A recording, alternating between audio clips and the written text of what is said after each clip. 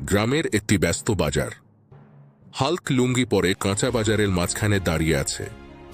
Hulk, আজ বাজারে শক টাটকা সবজি আমি একাই কিনব। দাদি বলেছে পুষ্টিকর খাবার খেলে নাকি শরীর আরও শক্তিশালী হয়। একজন সবজি বিক্রেতা ভয়ে কাঁপতে কাঁপতে হাল্ককে সবজি দিচ্ছে। বিক্রেতা: ও বাবা হাল্ক ভাই, আপনি তো একাই সব শেষ করে দেবেন। এই নিন টাটকা লাল শাক আর লাউ, একদম বিষমুক্ত। হঠাৎ বাজারের এক কোণে হইচি। কয়েকজন ছিনতাইকারী এক বৃদ্ধার ব্যাগ নিয়ে পালাচ্ছে।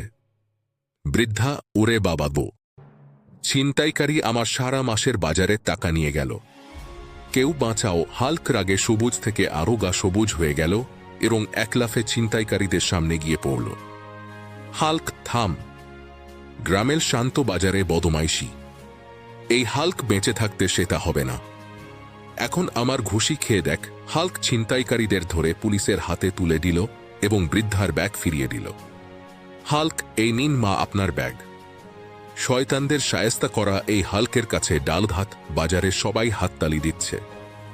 হাল্ক কাঁধে বড় সবজির ঝুড়ি নিয়ে হাসি মুখে হাঁটছে।